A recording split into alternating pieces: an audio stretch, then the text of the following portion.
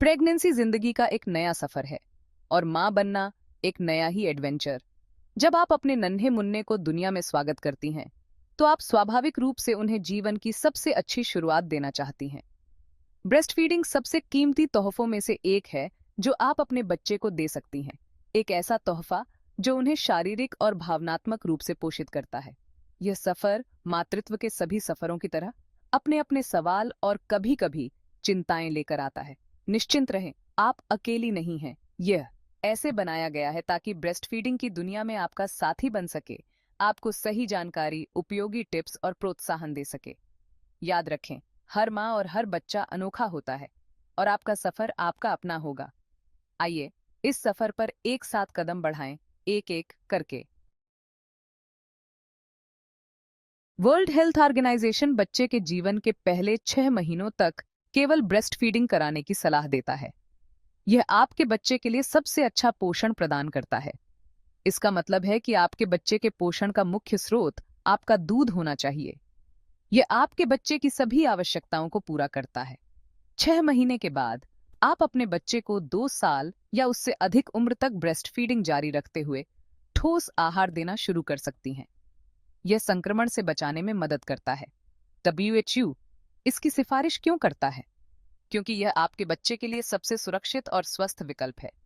क्योंकि मां का दूध कुदरती रूप से संपूर्ण आहार है, जिसे खास तौर पर आपके बच्चे की बढ़ती जरूरतों को पूरा करने के लिए बनाया गया है। यह पोषण का सबसे अच्छा स्रोत है। यह एंटीबॉडीज से भरपूर होता है, जो आपके बच्चे की रोग प्रतिरोधक क्षमता को मजबूत करता है, उन्हें संक्रमण और बीमारियों से बचाता है। यह आपके बच्चे को स्वस्थ रखता है। इसमें आपके बच्चे के विकास के लिए पोषक तत्वों का सही संतुलन भी होता है, जो स्वस्थ विकास और मस्तिष्क के विकास को बढ़ावा देता है। यह आपके बच्चे के संपूर्ण विकास के लिए महत्वपूर्ण है। याद रखें, ये केवल सुझाव हैं। हर बच्चे की जरूरतें अलग होती हैं। आपको हमेशा अपने डॉक्टर से सलाह लेनी चाहिए। वे आपके बच्चे के लिए सबसे अच्छा मार्गदर्शन प्रदान कर सकते हैं। ब्रेस्ट फीडिंग को लेकर अक्सर बहुत सारी नेक सलाह मिलती है और यह समझना मुश्किल हो सकता है कि कौन सी सलाह सही है और कौन सी नहीं। लेकिन उनमें से सभी सही नहीं होती हैं। कुछ सलाहें मिथकों पर आधारित होती हैं जो भ्रम पैदा कर सकती हैं। आइए कुछ आम मिथकों को तोड़ें और सच्चाई को सामने लाएं, ताकि आप आत्मविश्वास के साथ ब्रेस्ट फीडिंग कर सकें। मिथ: कुछ मांओं के पास पर्याप्त दूध नहीं होता है। यह एक बहुत ही आम भ्रांति है। फैक्ट: ज्यादातर मांओं के पास अपने बच्चों के लिए पर्याप्त दूध होता है। सही जानकारी और समर्थन से आप अपने बच्चे को पर्याप्त पोषण दे सकती हैं। बार बार ब्रेस्ट फीडिंग कराने और सही तरीके से दूध पिलाने से पर्याप्त दूध की आपूर्ति सुनिश्चित करने में मदद मिल सकती है। यह प्रक्रिया आपके शरीर को अधिक दूध बनाने के लिए संकेत देती है। मिथ: ब्रेस्ट फीडिंग हमेशा दर्दनाक होती है। यह एक और गलतफहमी है जो कई मांओं को परेशान करती है। फैक्ट: जबकि शुरुआत में थोड़ी सी कोमलता होना सामान्य है, लगातार दर्द होना सामान्य नहीं है। सही तकनीक से यह समस्या हल हो सकती है। सही तरीके से दूध पिलाने और पोजीशनिंग से निप्पल के दर्द को रोका और दूर किया जा सकता है। एक विशेषज्ञ से सलाह लेना हमेशा फायदेमंद होता है। मिथ: ब्रेस्ट फीडिंग के दौरान आप प्रेग्नेंट नहीं हो सकती हैं। यह एक और मिथक है जो गलत फहमी पैदा करता है। फैक्ट: जबकि ब्रेस्ट फीडिंग ओव्यूलेशन में देरी कर सकती है, यह गर्भनिरोधक का एक अचूक तरीका नहीं है। आपको अन्य गर्भनिरोधक उपायों पर भी विचार करना चाहिए। मिथ: आपको हर बार ब्रेस्ट फीडिंग से पहले अपने निप्पल धोने की जरूरत होती है। यह एक और गलत धारणा है। फैक्ट: बार बार धोने से प्राकृतिक तेल निकल सकते हैं, जो आपके निपल्स की रक्षा करते हैं। यह तेल आपके निपल्स को स्वस्थ रखने में मदद करते हैं। अपने नियमित स्नान के दौरान रोजाना अपने स्तनों को धोना पर्याप्त है। इससे अधिक कुछ करने की आवश्यकता नहीं है। याद रखें, जानकारी ही शक्ति है। सही जानकारी से आप बेहतर निर्णय ले सकती हैं। इन मिथकों को ब्रेस्ट फीडिंग की खुशियों का अनुभव करने से खुद को या दूसरों को हतोत्साहित न करने दें। सही जानकारी और समर्थन से आप इस यात्रा को और भी सुखद बना सकती हैं। सफल ब्रेस्ट फीडिंग की कुंजी अच्छे लैच में होती है। यह सुनिश्चित करता है कि आपका शिशु सही तरीके से दूध प्राप्त कर सके। एक उचित लैच सुनिश्चित करता है कि आपका शिशु प्रभावी रूप से दूध निकाल सके और आपके लिए परेशानी कम से कम हो। ये आपके और आपके शिशु दोनों के लिए आरामदायक होता है। अच्छे लैच को प्राप्त करने में आपकी मदद करने के लिए यहाँ कुछ सुझाव दिए गए हैं। ये सुझाव आपको और आपके शिशु को एक सुखद अनुभव प्रदान करेंगे। अपने शिशु को अपने पेट से सटाकर पकड़ें ताकि वे सुरक्षित और आरामदायक महसूस करें। उनकी नाक आपके निप्पल के अनुरूप हो। यह सही स्थिति सुनिश्चित करता है। अपने शिशु के सिर को सहारा दें, लेकिन उन्हें अपने स्तन पर धकेलने से बचें। यह उन्हें स्वाभाविक रूप से लैच करने में मदद करेगा। अपने शिशु को जम्हाई लेते हुए अपना मुंह चौड़ा करने दें ताकि वे सही तरीके से लैच कर सकें, और फिर उन्हें अपने स्तन पर लाएं।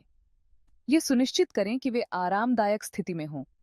उनके होंठ बाहर की ओर निकले हुए होने चाहिए ताकि वे सही तरीके से दूध निकाल सकें, जो आपके एरियोला के एक बड़े हिस्से को ढके हुए हों। निगलने की आवाजें सुनें। यह संकेत है कि वे सही तरीके से दूध पी रहे हैं। और लयबद्ध चूसने के पैटर्न को देखें। यह दर्शाता है कि वे सही तरीके से दूध निकाल रहे हैं। याद रखें, धैर्य और अभ्यास महत्वपूर्ण है। समय के साथ आप और आपका शिशु दोनों इस प्रक्रिया में माहिर हो जाएंगे। अगर आपको लैच करने में परेशानी हो रही है, तो लैक्टेशन कंसल्टेंट से मदद मांगने से न हिचकिचाएं। वे आपकी सहायता के लिए हमेशा तैयार हैं। हमारे चैनल को लाइक और सब्सक्राइब करें ताकि आपको और भी उपयोगी टिप्स मिल सकें। भाग 5। खुद को पोषित करना, अपने बच्चे को पोषित करना, आहार और हाइड्रेशन। ब्रेस्ट फीडिंग आपके शरीर के लिए मेहनत का काम है, इसलिए खुद को अच्छे से पोषित करना जरूरी है। फलों, सब्जियों, साबुत अनाज और लीन प्रोटीन से भरपूर संतुलित आहार आपको और आपके बच्चे दोनों को सहारा देने के लिए जरूरी पोषक तत्व प्रदान करेगा। हाइड्रेशन भी उतना ही जरूरी है। पूरे दिन खूब पानी पीने का लक्ष्य रखें, खासकर ब्रेस्ट फीडिंग सेशन के बाद और उसके दौरान। आप सूप, फल और सब्जियां जैसे हाइड्रेटिंग खाद्य पदार्थों को भी अपने आहार में शामिल कर सकती हैं।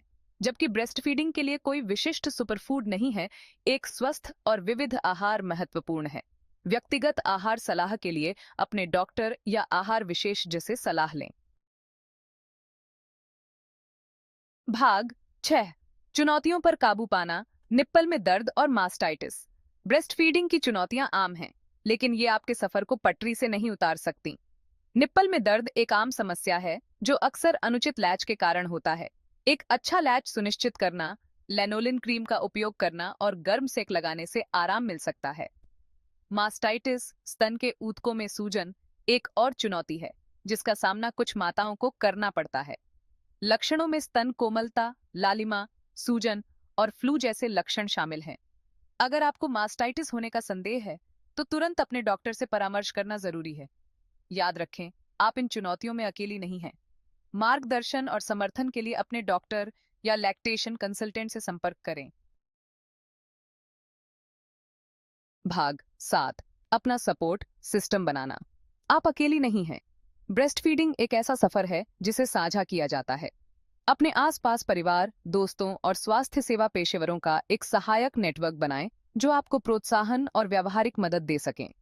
आपका साथी, परिवार के सदस्य और दोस्त भावनात्मक समर्थन प्रदान कर सकते हैं, घर के कामों में सहायता कर सकते हैं, और जब आप ब्रेस्ट फीडिंग पर ध्यान केंद्रित करती हैं, तो आपके बच्चे की देखभाल में मदद कर सकते हैं।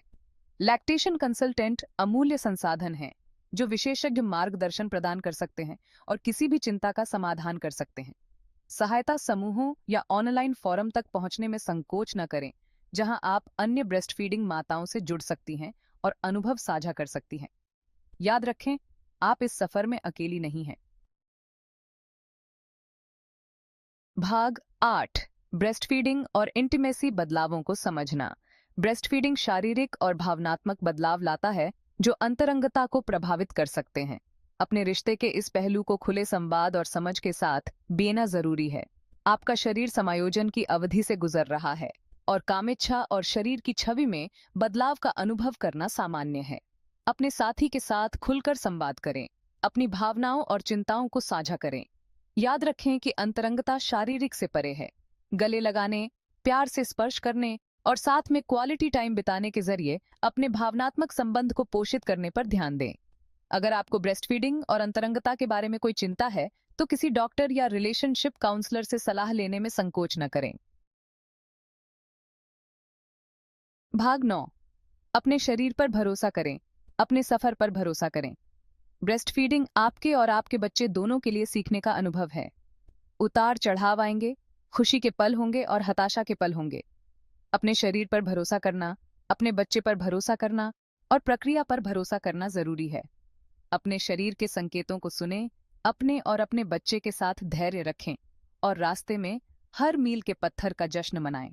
याद रखें कि आपके द्वारा प्रदान किया जाने वाला स्तन के दूध की हर बूंद आपके नन्हे मुन्ने के लिए पोषण और प्यार का उपहार है। भाग 10। बंधन को अपनाएं। ब्रेस्ट फीडिंग प्यार का सफर है। ब्रेस्ट फीडिंग आपके बच्चे को दूध पिलाने का एक तरीका भर नहीं है। ये एक खूबसूरत और अंतरंग यात्रा है जो आपके और आपके नन्हे मुन्ने के बीच के बंधन को मजबूत करती है।